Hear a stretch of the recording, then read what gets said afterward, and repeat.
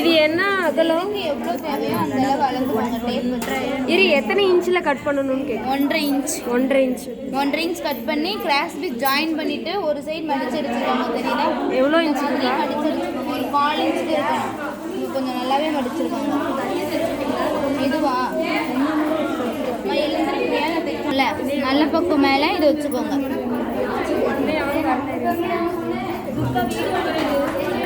வந்துட்டீங்களா? ஆரம்பிக்க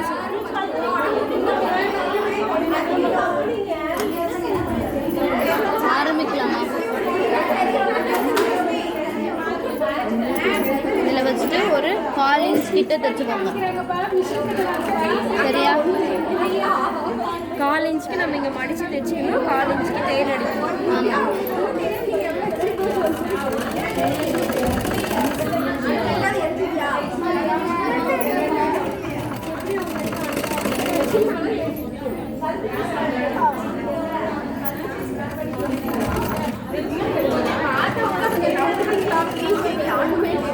மேம் இந்த துணி எதுலையா?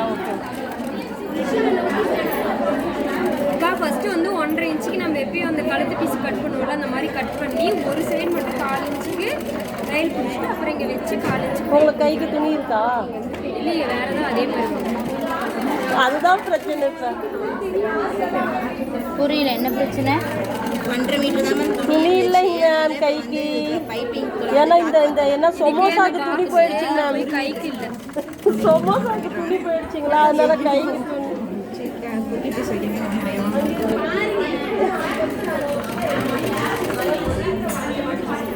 சமோசா தைக்காம வந்தா கைக்கு துணி தான் கட் பண்ணியிருக்கீங்களா? நான் பாட்டுக்கு லீஃப் ஷேப்பில் தான் கட் பண்ணியிருக்கீங்களா? ஏன் இப்படி கட் பண்ணியிருக்கீங்க? ஒன்று பார்ட் ஷேப்பில் இருக்கணும், இல்லையா லீஃபாக இருக்கணும். ரெண்டும் இல்லாமல் டிசைன்ஸ் அப்படி தான் இருந்ததா? இப்படி தான் இந்த நம்ம அந்த இடத்துல கட் பண்ணுங்களா, அப்படியே வச்சு அட்டாச் பண்ணுங்களா? ரவுண்ட் ஷேப்பில் டிசைன் கொடுங்க. ஒரு நிமிஷம். அப்படியே திருப்பி மறுபடியும் கட் பண்ணக்கூடாது, அப்படியே திருப்பி கொண்டுட்டு வரணும்.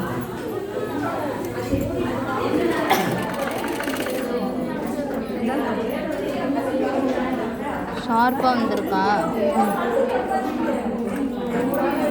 நான் பார்ட் ஷேப்பில் நீங்கள் தான் தப்பாக கட் பண்ணிருக்கீங்க. இந்த இடம் இருக்குல்ல ஷார்ப்பாக,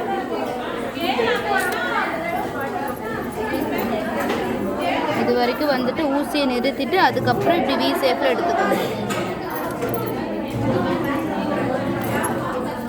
ஊசியை நிறுத்திட்டு அந்த ஷார்ப்னஸ்க்காக எப்படியே கொண்டு வந்துடுங்க. தூக்கிட்டு இருக்கோம்ல மேம், அது அப்படி தான் இருக்கும். அங்கே ஷார்ப்னஸ் கொடுத்தா அப்படி தான் வரும். நீங்கள் அடித்து திருப்பினீங்கன்னா அதுலேயே சிசர் கட் பண்ணிவிட்டு வரும். பைப்பிங்கில் கொஞ்சம் ஷார்ப்னஸ் இதாக தான் இருக்கும். பண்ணிட்டுக்காங்க.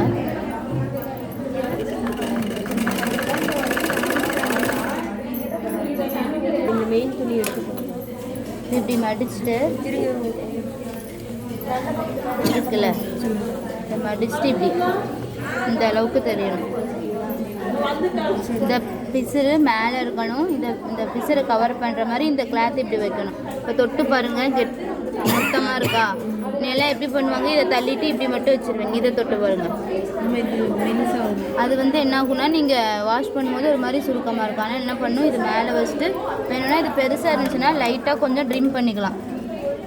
இது தேவையில்லை, அதனால தான் வச்சு தைக்கணும். இப்படி அடிக்கும் போது இந்த இது மட்டும் தான் தெரியணும், இந்த பிசுறு கீழே தெரியக்கூடாது. சரிதான்? இது இப்படி வச்சுட்டு இப்படி இப்படி வச்சு அடிக்கணும். இந்த உள்ளே கொண்டு வந்து நம்ம எப்பவுமே பைப்பிங் கலரில் த்ரெட் எடுக்கக்கூடாது. இந்த மெயின் பீஸ் என்னவோ அதில் தான் தைக்கணும். இப்போ நம்ம இந்த கலர் போட்டிருந்தோம்னா இங்கே அடிக்கும்போது ஒயிட்டாக அசிங்கமாக தெரியுமா? இப்போ நீங்கள் நல்ல தையல் அடிக்கிறீங்களா? உள்ள இந்த துணி மேலே அடிக்கிறாங்க, பைப்பிங்கில் அடிக்காம, இந்த இதில் அடிக்காமல். இந்த இடம் இருக்குல்ல ரெட்டு, அது மேலே அடிச்சுடு தைக்கிறீங்களா? இப்படி தான் அடிக்கணும். தைங்க யாராவது புரியுதா? இப்படி எடுத்து விட்டுட்டு அந்த ஷேப் கரெக்டாக வந்து தெரியுதா? இந்த மாதிரி அடிக்கணும்.